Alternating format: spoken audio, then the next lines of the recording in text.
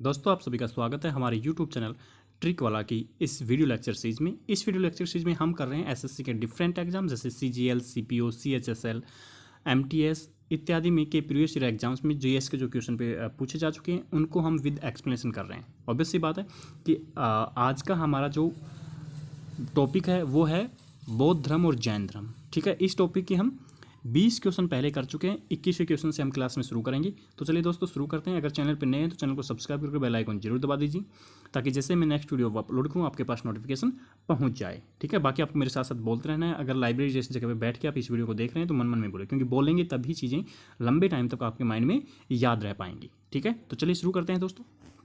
हमारा आज का पहला क्वेश्चन है कि कौन सा स्थान गौतम बुद्ध से संबंध नहीं है? सारनाथ, बोध गया, कुशीनगर और पावापुरी। आपका सही आंसर है डी, यानी कि पावापुरी। ये एसएससी ऑनलाइन CHSL टियर 1 6 मार्च 2018 को फर्स्ट शिफ्ट में जो पेपर हुआ उसमें पूछा गया क्वेश्चन है दोस्तों। क्वेश्चन क्या है कि कौन सा स्थान गौतम बुद्ध से संबंध नहीं है? अगर आपने इससे पहले की वीडियो देखें तो आपको पता होना चाहिए कि सारनाथ में गौतम बुद्ध ने अपना पहला उपदेश दिया था, बोध गया में उन्हें ज्ञान की प्राप्ति हुई थी पीपल वृक्ष के नीचे, और कुशीनगर में उनकी मृत्यु हुई थी। लेकिन पावापुरी जो है वो गौतम बुद्ध के जीवन से संबंधित नहीं है। पावापुरी में हम देखेंगे कि महावीर स्वामी जो हैं जैन धर्म के जो संस्थापक थे उनकी डेथ हुई थी। चलिए अब हम इसका व्याख्या देख लेते हैं। व्याख्या में दिया गया है कि महात्मा बुद्ध का जन्म 563 ईसा पूर्व में कपिल वस्तु के समीप लुम्बिनी में हुआ, जो कि आज के नेपाल में है। ये कपिल वस्तु के समीप जो लुम्बिनी है ये आज के नेपाल में है। बोध गया में वैशाख पूर्णिमा की रात को उन्हें ज्ञान प्राप्त हुआ, इसीलिए बौद्ध धर्म में वैशाख पूर्णिमा का बहुत इंपॉर्टेंट रोल है, क्योंकि महात्मा बुद्ध का जन्म भी वैशाख पूर्णिमा को हुआ, उनका जो ज्ञान की प्राप्ति वो भी वैशाख पूर्णिमा को ही, और उनकी जो मृत्यु होती है वो भी वैशाख पूर्णिमा को ही होती है। ठीक है, तो बोध गया में वैशाख पूर्णिमा की रात को उन्हें ज्ञान प्राप्त हुआ। काशी के ऋषिपतन यानी कि सारनाथ, ठीक है, ऋषिपतन का सारनाथ का पुराना नाम क्या है? ऋषिपतन। काशी के ऋषिपतन दैट मीन्स कि सारनाथ में उन्होंने प्रथम उपदेश दिया, जिसे धर्म चक्र प्रवर्तन कहते हैं बौद्ध ग्रंथ के अंदर। हमने पिछले वाले वीडियो में पढ़ा कि महात्मा बुद्ध की मृत्यु को महापरिनिर्वाण कहा जाता है। ऐसे ही जो उन्होंने प्रथम उपदेश दिया सारनाथ में उसे बौद्ध ग्रंथों में धर्म चक्र प्रवर्तन कहा जाता है। एवं कुशीनारा में उनका निधन हुआ, जबकि 527 ईसा पूर्व के लगभग 72 वर्ष की आयु में राजगृह यानी कि राजगीर के समीप स्थित पावापुरी में महावीर स्वामी की मृत्यु हुई।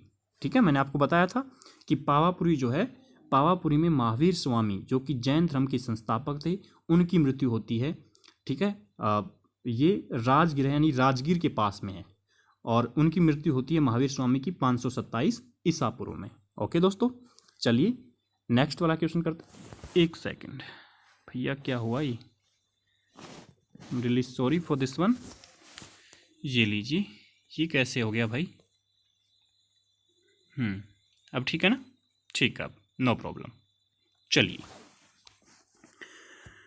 नेक्स्ट जो क्वेश्चन है दोस्तों, नेक्स्ट क्वेश्चन में कहता है कि भारतीय इतिहास के निम्नलिखित युगों में से किसके दौरान क्षत्रिय एक विशिष्ट पहचान रखते थे? बुद्ध के युग में, मौर्य काल में, पश्च मौर्य काल यानी बाद वाला जो उत्तर जो मौर्य काल है उसमें, या गुप्त काल में? आपका सही आंसर है बुद्ध के युग में यानी कि बुद्ध के काल में। ये एसएससी संयुक्त स्नातक स्तरीय टियर 1 परीक्षा 2014 में पूछा गया क्वेश्चन है। क्वेश्चन क्या कहता है कि भारतीय इतिहास के निम्नलिखित युगों में से किसके दौरान क्षत्रिय जो थे वो एक विशिष्ट पहचान रखते थे? आपका सही आंसर है बुद्ध के युग में। ठीक है, चलिए इसकी व्याख्या देखते हैं। व्याख्या में कहा गया है कि बुद्ध युग में क्षत्रिय एक विशिष्ट पहचान रखते थे। महात्मा बुद्ध एवं महावीर स्वामी स्वयं क्षत्रिय कुल से संबंधित थे। महात्मा बुद्ध, वरना इससे पहले आप देखो कि धर्म के जो मामले थे उनमें ब्राह्मणों का बोलबाला था। अगर आप वैदिक धर्म या ब्राह्मण धर्म की बात करेंगे तो वहाँ पे क्षत्रिय जो थे, क्षत्रियों का धर्म में बोलबाला नहीं था, बल्कि ब्राह्मणों का बोलबाला ज़्यादा था। इसीलिए जैन धर्म और बौद्ध धर्म जो थे वो इसके अपोजिशन, मतलब कि इसके जो इसमें कुरीतियाँ आई ब्राह्मण धर्म में, उसके विरुद्ध में ये खड़े हुए थे। और इसीलिए महात्मा बुद्ध और महावीर स्वामी, महात्मा बुद्ध जो कि बौद्ध धर्म के संस्थापक थे और महावीर स्वामी जो कि जैन धर्म के 24वें तीर्थंकर थे, सॉरी है ना, अंतिम तीर्थंकर थे। 24 जैन धर्म में 24 तीर्थंकर होंगे, उसमें से अंतिम थे महावीर स्वामी, ठीक है, संस्थापक नहीं थे। संस्थापक तो ऋषभ देव होते हैं। तो ये दोनों ही क्षत्रिय कुल से संबंधित थे। बौद्धकालीन ग्रंथ अंगुत्तर निकाय, अंगुत्तर निकाय क्या है? एक बौद्ध ग्रंथ है। बौद्धकालीन ग्रंथ अंगुत्तर निकाय में महाजनपदों की सूची प्राप्त होती है, जिसके अधिकतर शासक क्षत्रिय कुल से संबंधित थे। ये बहुत इंपॉर्टेंट चीज है, इसको याद रखना, पूछा जा चुका है। जो 16 महाजनपद थे, जिनमें सबसे सर्वश्रेष्ठ विध होगा मगध महाजनपद, जो बाकी सभी जनपद को अपने अंडर कर लेगा। इन 16 महाजनपदों की सूची जो हमें प्राप्त होती है वो बौद्धकालीन ग्रंथ या बौद्ध ग्रंथ अंगुत्तर निकाय से हमें मिलती है। और ये जो महाजनपद थे इनके अधिकतर शासक क्षत्रिय कुल से संबंधित थे। ठीक है दोस्तों, तो क्षत्रिय एक विशिष्ट पहचान रखते थे किसके काल में? बुद्ध के काल में। ठीक है दोस्तों, आगे कहता है कि महावीर कौन थे? 21वें तीर्थंकर, 24वें तीर्थंकर, 23वें तीर्थंकर और 22वें तीर्थंकर। आपका सही आंसर है बी, यानी कि 24वें तीर्थंकर। मैंने अभी बताया आपको कि जैन धर्म में 24 तीर्थंकर हुए। तीर्थंकर का मतलब क्या है कि जैसे कोई भी जो धर्म है उसका सर्वश्रेष्ठ जो मतलब कि अध्यक्ष टाइप का जो इंसान होता है उसको जैन धर्म में तीर्थंकर कहा जाता था। और इस तरह से 24 लोग हुए जिनको तीर्थंकर की उपाधि दी गई जैन धर्म के अंदर। ठीक है, जिसमें अंतिम थे महावीर स्वामी और प्रथम थे ऋषभ देव। चलिए इसकी व्याख्या देख लेते हैं। एक सेकंड, ये एसएससी संयुक्त स्नातक स्तरीय टियर 1 परीक्षा 2012 में पूछा गया क्वेश्चन है। व्याख्या है कि महावीर जैनियों के, महावीर जो थे जैनियों यानी जैन धर्म के 24, जैन धर्म को मानने वाले महावीर जो थे जैनियों के 24वें तीर्थंकर एवं जैन धर्म के वास्तविक संस्थापक माने जाते हैं। संस्थापक नहीं थे क्योंकि 24वें नंबर पे आते हैं, लेकिन वास्तविक संस्थापक, क्योंकि सबसे ज़्यादा इसका प्रचार प्रसार जो किया वो महावीर स्वामी ने किया, इसलिए वो 24वें तीर्थंकर होने के बावजूद भी इसके वास्तविक संस्थापक माने जाते हैं जैन धर्म के। और जैन धर्म के 23वें तीर्थंकर जो थे वो पार्श्वनाथ थे और प्रथम तीर्थंकर जो थे वो थे आपका क्या नाम है, ऋषभ देव। ठीक है दोस्तों, ये क्वेश्चन बार बार पूछे जाते हैं, इसीलिए मैं आपको बार बार बता रहा हूँ। चलिए अब हम नेक्स्ट वाला क्वेश्चन करते हैं। 24वां क्वेश्चन। 24वां जो क्वेश्चन है हमारा दोस्तों वो है कि भारत में जैन धर्म का संस्थापक कौन है? गौतम, महावीर, चंद्रगुप्त और अशोक। आपका सही आंसर है बी, यानी कि महावीर। ये एसएससी संयुक्त हायर सेकेंडरी 10+2 स्तरीय परीक्षा 2014 में पूछा गया क्वेश्चन है दोस्तों। क्वेश्चन क्या है कि भारत में जैन धर्म के संस्थापक, अगर आपको जैन धर्म का वास्तविक संस्थापक पूछे तो भी महावीर स्वामी, और भारत में जैन धर्म का संस्थापक पूछे तो भी आपको महावीर स्वामी ही करना है। लेकिन जैन धर्म का जो प्रथम जो संस्थापक था वो था ऋषभ देव, जिसको कि प्रथम तीर्थंकर कहा जाता है, उसको आदिनाथ भी कहते हैं। चलिए इसकी व्याख्या देखते हैं हम। व्याख्या में कहा गया है कि भारत में जैन धर्म के प्रथम तीर्थंकर ऋषभ देव या आदिनाथ को माना जाता है। इनका प्रथम उल्लेख ऋग्वेद में 22वें तीर्थंकर अरिष्टनेमि के साथ मिलता है। जैन धर्म का वास्तविक संस्थापक 24वें तीर्थंकर महावीर स्वामी को माना जाता है। ठीक है, क्या कहा गया है कि भारत में जैन धर्म के प्रथम जो तीर्थंकर माने जाते हैं वो ऋषभ देव या आदिनाथ को माना जाता है। और ये जो ऋषभ देव या आदिनाथ जो थे इनका प्रथम उल्लेख ऋग्वेद में मिलता है। और किसके साथ मिलता है? जैन धर्म के 22वें तीर्थंकर अरिष्टनेमि के साथ। हमने पिछले वाले क्वेश्चन में पढ़ा कि 24वें तीर्थंकर तो महावीर स्वामी थे, 23वें पार्श्वनाथ थे, 22वें अरिष्टनेमि थे, और इस 22वें तीर्थंकर अरिष्टनेमि के साथ ही ऋग्वेद में प्रथम तीर्थंकर ऋषभ देव या आदिनाथ का उल्लेख मिलता है। ठीक है दोस्तों, चलिए नेक्स्ट वाला क्वेश्चन करते हैं। नेक्स्ट क्वेश्चन कहता है कि जैन धर्म का पहला तीर्थंकर किसे माना जाता है? पार्श्वनाथ, महावीर स्वामी, ऋषभ देव और अजीतनाथ। आपका सही आंसर है सी, यानी कि ऋषभ देव। हमने अभी पढ़ा व्याख्या में।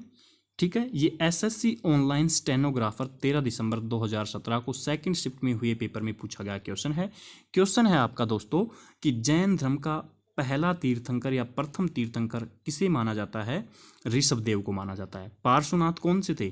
23वें नंबर के, और महावीर स्वामी 24वें नंबर के।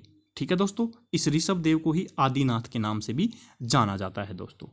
उपयुक्त प्रश्न की व्याख्या वही है जो पहले वाले क्वेश्चन की हमने देखी है। चलिए अब नेक्स्ट वाला क्वेश्चन करते हैं। 26वां क्वेश्चन कहता है कि वर्धमान महावीर, महावीर स्वामी को ही वर्धमान महावीर भी कहा जाता है, वर्धमान महावीर ने परिनिर्वाण कहाँ प्राप्त किया? ठीक है, पावा, सारनाथ, वैशाली और श्रवण बेलगोला। आपका सही आंसर है ए, यानी कि पावा। पावा पावापुरी को ही कहते हैं। और पावापुरी में हमने पहले पढ़ा कि क्या हुई थी? महावीर स्वामी की मृत्यु हुई थी। दैट मीन्स कि महावीर स्वामी की मृत्यु को परिनिर्वाण कहा जाता है, जबकि जो आपका गौतम बुद्ध हैं उनकी मृत्यु को महापरिनिर्वाण कहा जाता है। ठीक है, तो वर्धमान महावीर ने परिनिर्वाण यानी कि मृत्यु कहाँ प्राप्त की? पावा यानी कि पावापुरी में। ये एसएससी संयुक्त हायर सेकेंडरी 10+2 स्तरीय परीक्षा 2015 में पूछा गया क्वेश्चन है। चलिए अब हम इसकी व्याख्या देख लेते हैं। व्याख्या में कहा गया है कि वर्धमान महावीर ने मल्ल महाजनपद की राजधानी पावा या पावापुरी में परिनिर्वाण प्राप्त किया था। पावापुरी बिहार राज्य के नालंदा जिले में स्थित है। क्या कह रहा है ये देखो, कहता है कि जो महावीर स्वामी हैं उन्होंने परिनिर्वाण कहाँ प्राप्त किया? पावा या पावापुरी। ये किसकी राजधानी थी? मल्ल महाजनपद की। भाई पहले तो मैंने कहा ना कि 16 महाजनपद थे, जिसमें सर्वश्रेष्ठ महाजनपद मगध होगा, तो उन 16 महाजनपदों में से एक था मल्ल महाजनपद, जिसकी राजधानी थी पावा या पावापुरी, जहाँ पे वर्धमान महावीर या महावीर स्वामी को परिनिर्वाण यानी कि मृत्यु प्राप्त हुई। और आज के दिन अगर हम बात करें, ये बात है जनपद महाजनपद काल की, उस समय मल्ल महाजनपद की राजधानी थी पावा या पावापुरी, और आज के प्रेजेंट डे में पावापुरी जो है बिहार राज्य के जो नालंदा जो जिला है उसमें स्थित है। ठीक है दोस्तों, ये आज का सिनारियो है। आज पावापुरी बिहार राज्य के नालंदा जिले में, और उस समय मल्ल महाजनपद था यहाँ पे, जहाँ पे आज नालंदा जिला है ना, यहाँ पे मल्ल महाजनपद था और उसकी राजधानी थी पावा या पावापुरी, जिसमें वर्धमान महावीर ने परिनिर्वाण यानी कि मृत्यु प्राप्त की। आई होप आपको चीज़ें क्लियर हो रही होंगी। अगर कोई भी चीज़ आपको क्लियर ना हो तो आप कमेंट करके मुझे बता सकते हैं, मैं नेक्स्ट वीडियो में इसको क्लियर कर दूंगा। नेक्स्ट क्वेश्चन कहता है कि जैन साहित्य को क्या कहते हैं? त्रिपिटक, वेद, आर्य सूत्र या अंग? ये एसएससी मल्टीटास्किंग परीक्षा 2013 में पूछा गया क्वेश्चन है। आपका सही आंसर है अंग। ठीक है दोस्तों, क्वेश्चन क्या कहता है कि जैन साहित्य को क्या कहते हैं? अंग कहते हैं। हमने पहले वाली वीडियो में पढ़ा कि त्रिपिटक क्या है?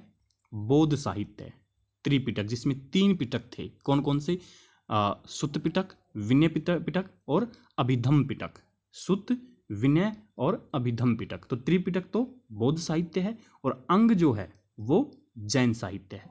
ठीक है दोस्तों, चलिए इसकी व्याख्या देख लेते हैं। व्याख्या में कहा गया है कि जैन साहित्य को आगम कहा जाता है। आगम मतलब सिद्धांत। तो जो जैन साहित्य है उसको आगम कहा जाता है। इसके अंतर्गत 12 अंग, 12 उपांग, 10 प्रकीर्ण, 6 छेद सूत्र, 4 मूल सूत्र एवं अनुयोग सूत्र आते हैं। बौद्ध साहित्य को त्रिपिटक कहा जाता है। ठीक है, क्या कह रहा है कि जो जैन साहित्य है उसको आगम या सिद्धांत कहते हैं। अब ऊपर हमने पढ़ा कि इसको अंग कहते हैं, क्योंकि ये जो आगम है इसी के फिर अलग अलग पार्ट और भी हैं, जिसमें 12 अंग हैं, 12 उपांग हैं, 10 प्रकीर्ण हैं, 6 छेद सूत्र हैं, 4 मूल सूत्र और अनुयोग सूत्र आते हैं। ठीक है, और बौद्ध साहित्य को त्रिपिटक कहा जाता है। त्रिपिटक की भाषा कौन सी थी? पाली भाषा। ठीक है, जो कि जनसाधारण की भाषा थी, और इसीलिए जो आरंभिक बौद्ध साहित्य था वो पाली भाषा में लिखा गया, जबकि बाद वाला जो बौद्ध साहित्य है वो संस्कृत भाषा में लिखा गया। ये बात हमने पिछली वाली वीडियो में सीख ली थी, पढ़ ली थी। ओके दोस्तों, और इनकी जैन साहित्य की भाषा कौन सी है? प्राकृत भाषा। ओके, चलिए नेक्स्ट क्वेश्चन करते हैं। नेक्स्ट क्वेश्चन करने से पहले मैं आपको एक चीज़ बता दूं कि जैसे एसएससी के अलग अलग exam, CGL, CPO, CHSL, MTS में पूछे गए जीएस के क्वेश्चंस को हम कर रहे हैं, ऐसे ही रोजाना एक वीडियो अपलोड की जाती है एसएससी के different exam, CGL, CPO, CHSL, MTS के प्रीवियस ईयर एग्जाम से जो इंग्लिश वोकेबलरी पूछी जा चुकी है उसके 3000 वर्ड्स को हम कीवर्ड और निमोनिक यानी कि कहानी के द्वारा याद करवाते हैं। तो उसकी प्लेलिस्ट बनी हुई है। इसके अलावा एक वीडियो रोजाना अपलोड की जाती है डेली करंट अफेयर की, उसकी प्लेलिस्ट बनी हुई है चैनल पे। इसके अलावा एक वीडियो अपलोड की जाती है जो इंडिया जी के उसकी जो स्टैटिक जो पोर्शन है, यानी कि फैक्चुअल चीज़ें जो बार बार याद करने के बाद भी हम भूल जाते हैं, उसको ट्रिक से करवाया जाता है, उसकी भी प्लेलिस्ट बनी हुई है, वो भी आप देख सकते हैं। चलिए अब हम वापस से अपने क्वेश्चन पे आते हैं। नेक्स्ट हमारा क्वेश्चन है दोस्तों 28वां कि प्राचीन भारत का प्रसिद्ध वह शासक कौन था जिसने अपने जीवन के अंतिम दिनों में जैन धर्म अपना लिया था? समुद्रगुप्त, बिंदुसार, चंद्रगुप्त और अशोक। आपका सही आंसर है सी, यानी कि चंद्रगुप्त। ठीक है, ये दोस्तों एसएससी संयुक्त हायर सेकेंडरी 10+2 स्तरीय परीक्षा 2011 में पूछा गया क्वेश्चन है। ये क्या कह रहा है कि प्राचीन भारत का प्रसिद्ध शासक कौन था जिसने अपने जीवन के अंतिम दिनों में जैन धर्म अपना लिया था? वो शासक था चंद्रगुप्त, यानी कि चंद्रगुप्त ने अपने जीवन के अंतिम दिनों में जैन धर्म अपना लिया था। और फिर इसके बारे में पढ़ेंगे कि ये श्रवण बेलगोला में जाके क्या कर देते हैं, अपना शरीर त्याग देते हैं। ठीक है, चलिए इसकी व्याख्या देखते हैं। व्याख्या में बताया गया है, ये लीजिए कि चंद्रगुप्त मौर्य शासक थे, ये चंद्रगुप्त है ना। चंद्रगुप्त मौर्य ने अपने जीवन के अंतिम दिनों में जैन धर्म अपना लिया था। उसने जैन साधु भद्रबाहु से जैन धर्म की दीक्षा लेकर श्रवण बेलगोला, जो कहाँ पे है, आज के कर्नाटक में है, श्रवण बेलगोला स्थित चंद्रगिरी पहाड़ी, कर्नाटक राज्य में एक जगह है श्रवण बेलगोला, और श्रवण बेलगोला में एक पहाड़ी है चंद्रगिरी पहाड़ी, उस पर 298 ईसा पूर्व में उपवास यानी कि सल्लेखना द्वारा अपना शरीर त्यागा था। ठीक है, इस बात को समझाऊंगा मैं, कोई दिक्कत वाली बात नहीं है। सबसे पहले ये बात देख लेते हैं कि चंद्रगुप्त मौर्य ने अपने जीवन के अंतिम दिनों में जैन धर्म को अपना लिया था, और उन्होंने जैन धर्म की दीक्षा किससे ली थी? एक जैन साधु थे भद्रबाहु। इन चीज़ों को याद रख लेना भैया, बहुत इंपॉर्टेंट चीज़ें हैं। ठीक है, उसने जैन साधु भद्रबाहु से जैन धर्म की दीक्षा ली, और उसके बाद श्रवण बेलगोला, कर्नाटक जो राज्य है उसमें एक जगह है श्रवण बेलगोला, जिसमें एक पहाड़ी है चंद्रगिरी की पहाड़ी, वहाँ पर 298 ईसा पूर्व में उसने उपवास यानी कि सल्लेखना द्वारा अपना शरीर त्यागा था। अब ये क्या है? सल्लेखना जो है जैन धर्म में शरीर त्यागने की एक विधि है, जिसमें क्या किया जाता है, इंसान जो है एकांत में चला जाता है और खाना पीना छोड़ देता है। बिल्कुल उपवास उसी को तो कहते हैं, उपवास मतलब खाना पीना छोड़ देना। तो इंसान एकांत में जाके खाना पीना छोड़ देता है, तो धीरे धीरे उसकी वो है, ऑब्वियस सी बात है, जब आदमी ना खाएगा ना पिएगा तो कुछ दिनों में उसकी मृत्यु हो जाती है। इसी विधि को सल्लेखना विधि कहते हैं। ये भी क्वेश्चन पूछा जा चुका है कि सल्लेखना विधि किससे संबंधित है? जैन धर्म से संबंधित है, जिसमें सल्लेखना के तहत इंसान एकांत में जाकर खाना पीना छोड़ देता है और अपनी शरीर त्याग देता है। तो चंद्रगुप्त मौर्य ने इसी सल्लेखना विधि द्वारा कर्नाटक राज्य के श्रवण बेलगोला में स्थित चंद्रगिरी पहाड़ी पर 298 ईसा पूर्व में अपना शरीर त्यागा, और इन्होंने जीवन के अंतिम दिनों में जैन धर्म अपनाया, और जैन साधु भद्रबाहु से इन्होंने जैन धर्म की दीक्षा ली थी। ठीक है दोस्तों, चलिए नेक्स्ट क्वेश्चन करते हैं। आई होप आपको चीज़ें क्लियर हो रही होंगी। कहता है कि दक्षिण भारत में प्रसिद्ध जैन केंद्र स्थित है रामेश्वरम, कांची, मदुरई और श्रवण बेलगोला। आपका सही आंसर है डी, यानी कि श्रवण बेलगोला। अभी तो हमने पढ़ा कि कर्नाटक के श्रवण बेलगोला में स्थित चंद्रगिरी पहाड़ी पर चंद्रगुप्त मौर्य सल्लेखना विधि द्वारा अपना शरीर त्यागते हैं। तो ऑब्वियस सी बात है, कर्नाटक कहाँ है? दक्षिण भारत में। तो दक्षिण भारत में जैन धर्म का प्रमुख केंद्र कौन रहेगा? श्रवण बेलगोला। ये एसएससी संयुक्त स्नातक स्तरीय टियर 1 परीक्षा 2014 में पूछा गया क्वेश्चन है। चलिए इसकी व्याख्या देख लेते हैं। व्याख्या में कहता है कि दक्षिण भारत में प्रसिद्ध जैन केंद्र कर्नाटक के मैसूर में स्थित श्रवण बेलगोला है। यहाँ गोमतेश्वर की मूर्ति चामुंडराय ने बनवाई थी। कहाँ पे? श्रवण जो बेलगोला है, जो कि जैन धर्म का प्रमुख केंद्र है दक्षिण भारत में, वहाँ पे गोमतेश्वर की मूर्ति बनाई गई है, गोमतेश्वर की। और किसने बनवाई है? ये चामुंडराय ने। गोमतेश्वर की मूर्ति किसने बनाई? चामुंडराय शासक का नाम है। ठीक है दोस्तों। तो दोस्तों इसी के साथ हमारा जैन धर्म बौद्ध धर्म कंप्लीट होता है। नेक्स्ट हमारा जो टॉपिक रहेगा वो रहेगा 6ठी शताब्दी ईसा पूर्व के बाद का भारत। ठीक है, यानी कि हम महाजनपद काल इसमें करने वाले हैं। तो दोस्तों आज की वीडियो में इतना ही। कल मिलते हैं जीएस की एक नई वीडियो के साथ। बाकी मैंने आपको बताया कि चैनल पे रोजाना एक वीडियो अपलोड की जाती है एसएससी के different exam, CGL, CHSL, MTS और आपका जो सीपीओ है। इसके अलावा एनडीए सीडीएस में जो इंग्लिश वोकेबलरी पूछी जा चुकी है उसके 3000 एंटोनिम सिनोनिम्स को हम कीवर्ड और निमोनिक यानी कहानी के द्वारा याद कर रहे हैं।